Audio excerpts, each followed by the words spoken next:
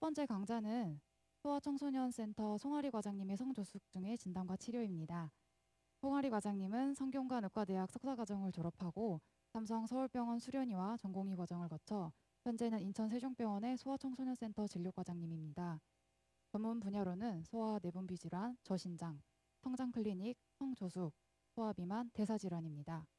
성조숙 중의 진단과 치료에 대해 강연해 주실 송아리 과장님을 모시도록 하겠습니다.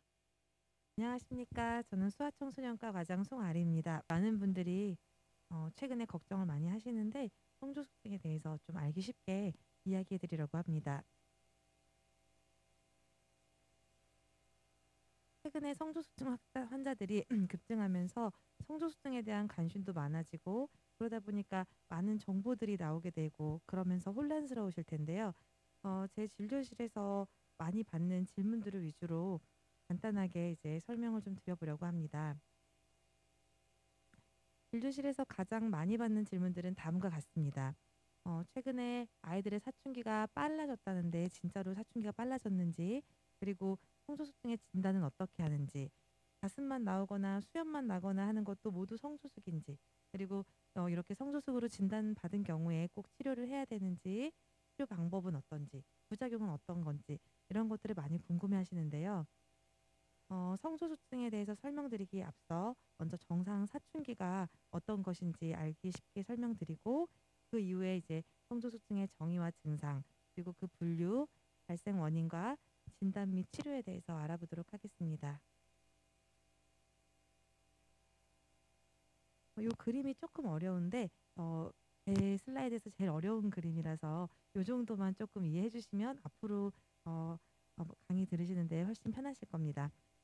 우리가 사춘기가 시작됐다고 하는 거는 난소에서 여성 호르몬이 나오고 이제 고환에서 남성 호르몬이 나오고 이런 것을 뜻하는 것이 아니고, 머리에서부터 시작되는 어떤 유기적인 과정입니다. 사춘기가 시작이 되면 시상하부라고 하는 곳에서 호르몬이 분비가 시작되고, 그 호르몬이 뇌하수체를 자극하면 그 뇌하수체에서 또 난소와 고환을 자극해서 호르몬이 나오게 하는데, 사춘기 이전에는 이런 이제 호르몬의 축이 억제가 되어 있다가 사춘기가 시작이 되면 이 축이 활성화가 되게 됩니다. 원인은 기전은 알려져 있지 않지만 요 축이 조기에 활성화가 되는 것을 우리가 성조숙증이라고 표현을 하게 됩니다. 보통 이제 사춘기라고 하면 여아에서는 만 9세, 남아에서는 만 10세 이후에 나타나는 경우가 흔한데, 이러한 사춘기의 시작 연령과 이제 진행 속도는 영양 상태라든가 질병 상태, 인종, 유전적인 요인에 따라서 상당히 다양한 요인들이 작용을 하게 됩니다. 이렇게 많은 요인들이 작용을 하기 때문에 사춘기가 언제 일어날지 예측하는 것은 상당히 어렵고, 어 그래도 이제 엄마 아빠가 유난히 사춘기가 빠르셨다거나 또는 이제 비만한 아이들에서 사춘기가 빠르기 때문에 그런 경우에는 이제 병원에 내원해서 진료를 미리 받아보는 것을 권고드리고 있습니다. 이러한 사춘기의 시작 연령이 진짜로 빨라졌는지 많이들 궁금해 하시는데, 이렇게 이게 초경 연령이고 이게 세월 이제 이 시간이 지나면서 초경 연령이 어떻게 진행돼 가는지 보는 그래프입니다. 여기 보시면은 이 색깔별로 굉장히 다양한 나라가 있는데, 그 나라에서 다 모두 초경 연령이 감소하는 것을 볼 수 있습니다. 이렇게 초경 연령이 빨라지고 사춘기가 빨라지는 것은 전 세계적인 어떤 추세라고 보실 수 있겠고, 그리고 이제 날씬한 아이가 있고 이렇게 살이 찐 아이가 있다면 요렇게 급성장기, 즉 사춘기가 오는 시기가 키 찐 아이들이 좀 빠릅니다. 그래서 실제로 비만한 아이들에서 사춘기가 빠르다는 것을 확인할 수 있습니다. 그렇다면 이제 사춘기에 대해서 알아보았고, 이제 성조숙증은 어떤 것인지 정의와 증상에 대해서 말씀드리겠습니다. 성조숙증의 정의는 일반적인 아이들보다 사춘기가 상위 5% 이내로 빠르게 나타나는 경우를 뜻하는데, 그 나이는 여아에서는 만 8세, 남아에서는 만 9세가 기준이 됩니다. 하지만 우리나라에서는 초경이 빠른 것에 대해서 많이 부담을 갖고 계시고, 나라에서 급여 치료도 되기 때문에 보통은 남자에서 만 10세, 여자에서 만 9세까지는 치료를 많이 받게 됩니다. 특히 이제 사춘기 진행 속도가 많이 빠르거나 예상키가 많이 작거나 한 경우에는 그 치료의 대상이 되게 됩니다. 성조숙의 증상으로는 남자애들 같은 경우에는 이제 고환 크기가 커지는 것, 여자애들은 이제 가슴 멍울이 생기는 건데, 어 사실 여자애들 같은 경우에는 어머니들이 이제 시키다가 발견을 하셔서 데리고 오시는 경우도 있고, 아이들이 아프다고 표현을 하기 때문에 대개는 조기에 잘 발견이 되는데, 남자애들 같은 경우에는 놓쳐서 오는 경우가 많습니다. 그래서 이제 좀 비만하거나 어머니 아버지가 사춘기가 빠르신 경우에는 좀 만 10세 이전에 한번 병원에 오시는 것을 권고드립니다. 또한 이러한 2차 성징 말고도 눈에 보이지는 않지만 성장판이 빨리 닫히는 조기 골융합이 일어나게 되고 예상키가 작아진다거나, 그리고 또 아이들의 심리가 조금 이제 정신 행동 등의 변화들이 생기는 것들도 성조숙증의 증상이 됩니다. 이러한 성조숙증은 크게 세 가지로 나누는데, 진성성조숙증, 가성성조숙증, 이게 진성성조숙증, 진짜로 사춘기 진행이 됐다는 그런 뜻이고, 우리가 치료하게 되는 것이 바로 이 진성성조숙증입니다. 앞서 설명드렸던 시상하부 뇌하수체, 난소나 이제 고환의 축이 활성화가 되어서 실제로 이제 사춘기가 들어간, 어린 연령의 사춘기가 들어간 것을 뜻하게 되고, 나머지 같은 경우에는 사실 치료 대상이 아닙니다. 보시면 이제 진성성조숙증 같은 경우에는 요 시상하부 내하수체 생식샘 축이 활성화되어 있는 것을 확인할 수 있는데, 가성성조숙증은 그렇지가 않습니다. 그 축이 활성화되어 있지가 않고, 보통은 이제 난소에 종양, 난소에 물혹이나 종양이 있다거나 고환에 종양이 있다거나 해서 그 종양에서 호르몬이 나와서 일시적으로 여성 호르몬이나 남성 호르몬이 올라가는 것이기 때문에, 우리가 주사 치료를 하는 것은 요 진성성조숙증이고, 이 가성성조숙증 같은 경우에는 그 원인 질환에 대해서 치료를 하게 됩니다. 어, 성조숙증의 발생 원인에 대해서 또 설명드리겠습니다. 많이들 이제 성조숙증이 발생을 하게 되면 왜 생겼는지, 혹시 내가 음식을 잘못 먹였는지, 내가 뭐 아이에게 어떤 뭐 화장품을 잘못 썼는지 많이들 이제 어, 많이 힘들어하시고 제가 잘못한 게 있는지 많이 물어보시는데, 실은 성소수증의 발생 원인은 잘 알려져 있지가 않습니다.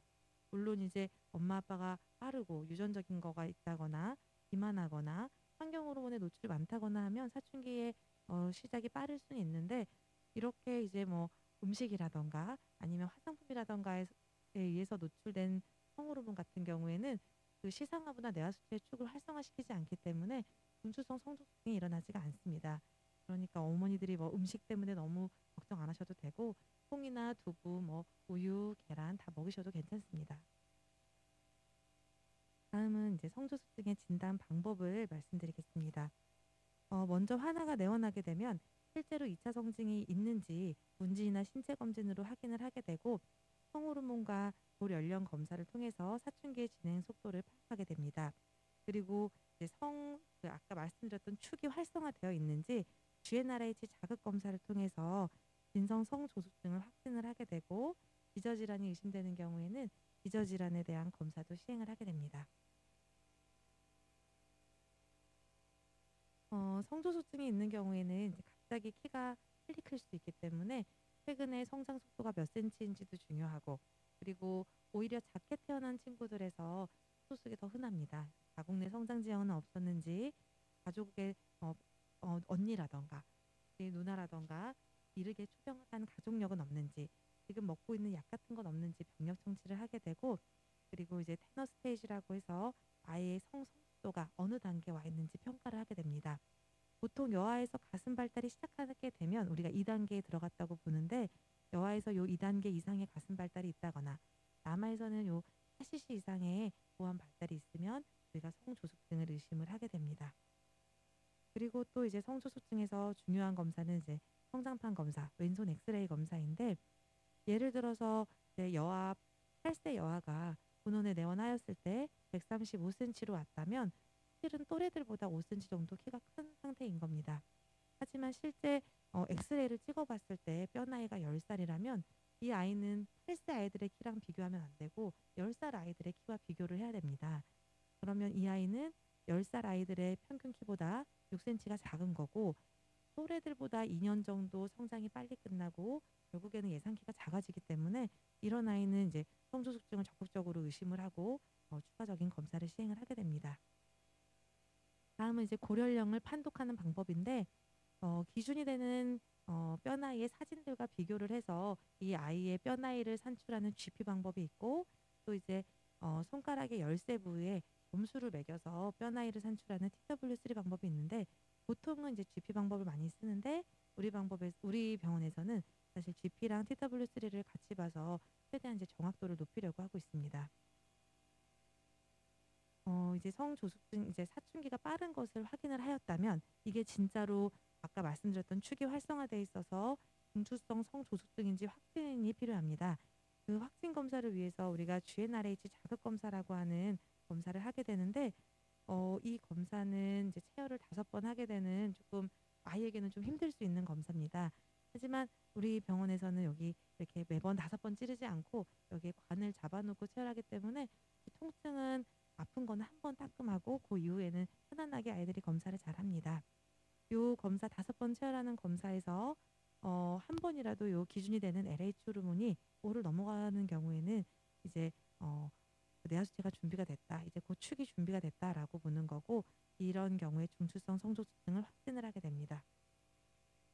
이렇게 성조숙증이 확진이 된 경우에 의심되는 기저질환에 따라서 여러 추가적인 검사를 하기도 하는데요.